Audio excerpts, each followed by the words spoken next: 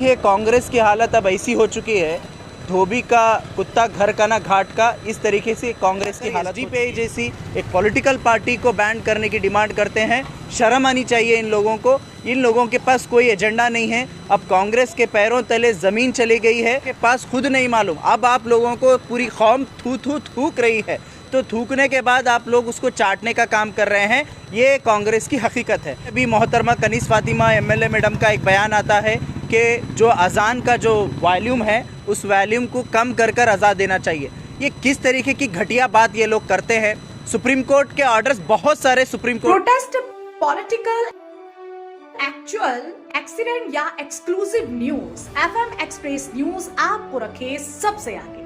FM express news, आपकी आवाज हमारी पहुंच। 2 दिन पहले जो मुस्लिम एमएलएस कर्नाटका के जितने कांग्रेस के एमएलएस और एमएलसीज मिलकर जो Basavaraj Bommai chief minister of Karnataka को जाकर एक मेमोरेंडम दिए हैं, उस मेमोरेंडम में उन्होंने एक डिमांड किया है। उस डिमांड में उन्होंने कहा है कि एसडीपीआई और पीएफआई को बैन करना चाहिए, ऐसा एक डिमांड लेकर गए हैं। ये बहुत ही एक मजाकिया हो सकता है या फिर एक बहुत ही घटिया तरीके से इन लोगों ने वहाँ पर रिप्रेजेंट किया है। ये सरासर गलत है। देखिए, कांग्रेस की हालत अब ऐसी हो चुकी है, धोबी का कुत्ता घर का ना घाट का। इस तरीके से कांग्रेस की हालत हो चुकी है।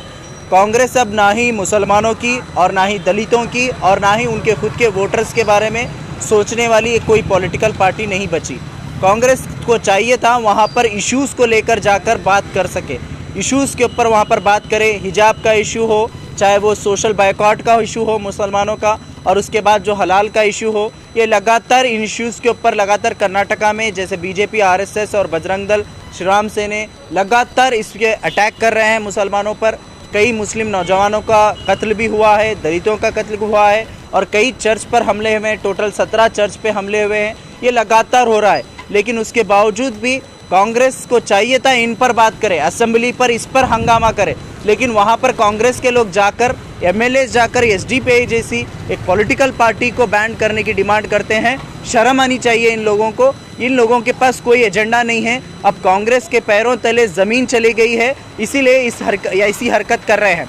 अब ये बयान दे रहे हैं कि हम लोगों ने ऐसा नहीं कहा था, हम लोगों ने ऐसा कहा था। अभी ज़मीर अहमद ख़ान साहब का बयान आता है, फिर उसके बाद अन्य हारिस खान साहब का बयान आता है कि हमने एसडीपीआई के ख़िलाफ़ में बयान वहाँ पर नहीं कहा।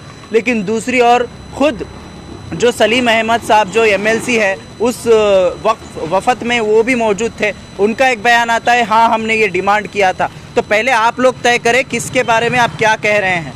आप लोगों के पास खुद नहीं मालूम। अब आप लोगों को पूरी कौम थूक रही है, तो थूकने के बाद आप लोग उसको चाटने का काम कर रहे हैं। ये कांग्रेस की हकीकत है। तो और दूसरी ओर अभी मोहतरमा कनीस फातिमा एमएलए मैडम का एक बयान आता है कि जो अजान का जो वॉल्यूम है उस वॉल्यूम को कम कर कर अज़ान देना चाहिए। ये किस तरीके की घटिया बात ये लोग करते हैं। सुप्रीम कोर्ट के ऑर्डर्स, बहुत सारे सुप्रीम कोर्ट के ऑर्डर्स हैं।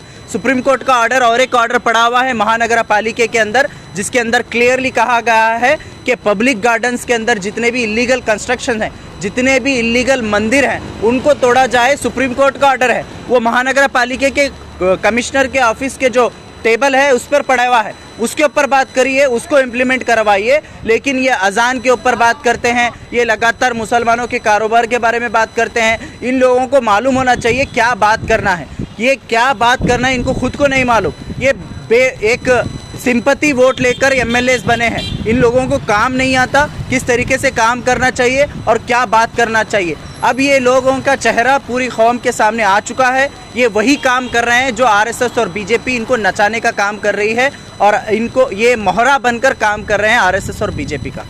इसके बारे में यही कहना चाहूँगा, सुप्रीम कोर्ट के ऐसे बहुत सारे ऑर्डर्स हैं। अगर आप सुप्रीम कोर्ट के ऑर्डर्स को मनवाना चाहते हैं तो सबसे पहले सबरीमला का ऑर्डर मनवाइए। उसके बाद जो इलीगल पब्लिक गार्डन में जो मंदिर बनाए गए हैं उसको मनवाइए, उसको तोड़िए। उसके बाद हम देखेंगे वॉल्यूम कम करना है क्या ज़्यादा करना है। गोश्त को लेकर भी हराम वही ना, जो लोग हलाल का नहीं खाते वो हराम का खाते हैं। तो ये लोग हराम का खाने वाले हैं, इसलिए हलाल को बंद करने की बात कर रहे हैं।